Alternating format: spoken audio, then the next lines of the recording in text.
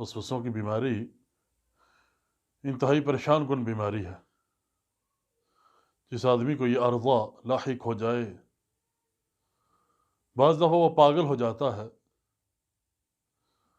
پاگل نہ بھی ہو اپنی زندگی سے تنگ ضرور ہو جاتا ہے۔ نبی علیہ الصلوۃ والسلام کے حدیث میں اس مرض کا ایک بڑا بہترین علاج موجود ہے، ایک ایسی دعا جو پڑھنے سے انسان کو انتہائی فائدہ ہوتا ہے، اور یہ روایت امام ابو داؤد رحمہ اللہ کی سنن کے اندر موجود ہے۔ صحابی فرماتے ہیں جاء رجل الی النبی صلی اللہ علیہ وسلم، ایک آدمی نبی رحمت صلی اللہ علیہ وسلم کی خدمت عالیہ میں حاضر ہوتا ہے اور آ کر عرض کرنے لگا، ان احدنا یجد فی نفسہ یعرضہ بالشیء، اے نبی علیہ الصلوۃ والسلام، ہم میں سے کوئی اپنے نفس میں ایسے وسوسے پاتا ہے، ایسی چیز پاتا ہے، لأن یکون حمامۃ احب الیہ من ان یتکلم بہ، کہ زبان پر وہ بات لانا اس سے بہتر ہے کہ جل کے انسان کوئلہ بن جائے۔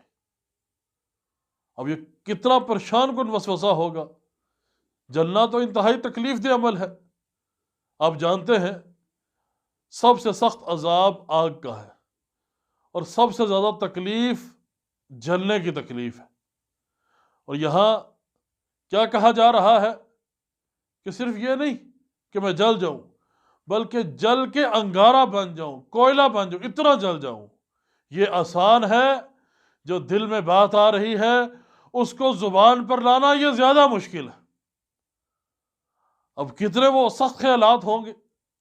نبی علیہ الصلوۃ والسلام فرماتے اللہ اکبر، اللہ اکبر، اللہ اکبر، الحمد للہ الذی رد کیدہ الی الوسوسہ۔ یہ نبی علیہ الصلوۃ والسلام دعا بتا رہے ہیں۔ اب یہ پڑھنے سے انسان کو انتہائی فائدہ حاصل ہوتا ہے۔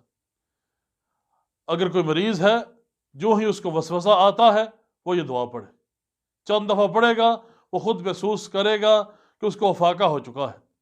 بار بار پڑھنے سے، کثرت کے ساتھ پڑھنے سے، جو ہی وسوسہ آئے یہ پڑھنے سے اللہ سبحانہ و تعالیٰ کے فضل سے یہ بیماری اس سے دور ہو جائے گی۔ اللہ تعالیٰ عمل کرنے کی